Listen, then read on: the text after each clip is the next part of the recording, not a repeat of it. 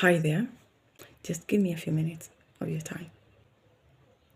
There's something I'd want to share with you right now, and it's going to help you a big time. Do not waste your pain.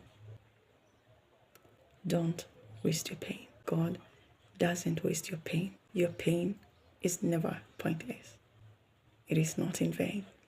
In life, as humans, we must at some point go through pain. As long as you are in this body, you must at some point go through pain. The pain doesn't really matter. What matters most is how you respond to your pain. And that is where your power lies. Because every pain that we go through in life, it comes for a divine purpose. So it's up to you to ask yourself, why am I going through this pain? That pain can come to you so as to teach you a lesson, or to correct you if you've made a wrong decision, or even God preparing you for something better. Is it the loss of a loved one or sickness that has hit your family? I'll share with you a personal story. It was in 2020 when my family happened to go through a very tough time. When our dad got really sick, it was during COVID, and the same year he passed away. That was 1 year that we went through intense pain. But after we laid him to rest, I began to see the season from a different angle, because I realized that that was the time that when my family came together more than ever. It was a season that really strengthened our bond as a family, and we became closer, more and more closer to God. It's a season that really brought us together as a family. It also taught us the intense love of God upon our lives. It's a season that taught us more compassion, kindness, and appreciating one another.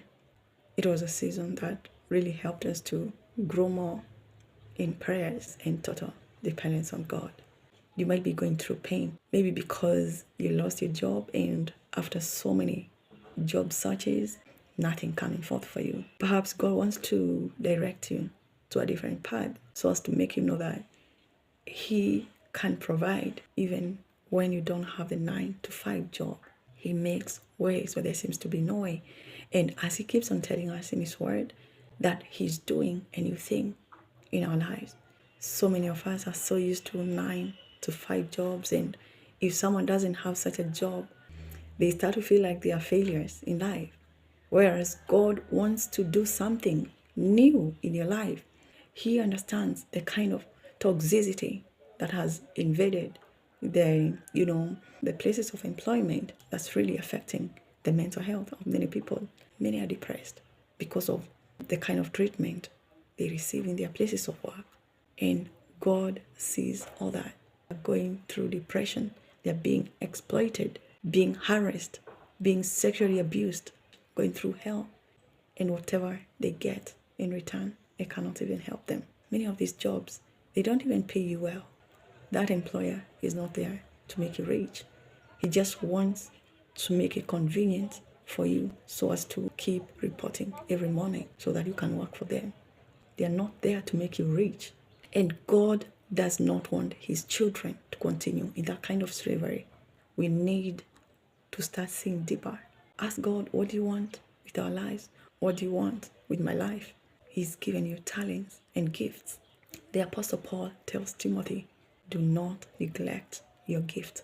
Fan it into flames. Fan your gift into flames. Through that God-given gift, through your gift, you're going to do great things. Through a man's gift, he shall stand before great men. Start praying to God that He opens your eyes so that you can know your gift and talents that can help you to move forward. Are you going through some sort of rejection in your life? Could that be God's way of telling you that no, you're taking the wrong path, and He wants to redirect your life to something better, to something bigger? A relationship, that can be God telling you, no, don't follow this path. I have a better path for you. Rejection is not rejection as many think. It's God's way directing you to the right person. No time in your life that God will ever waste your pain.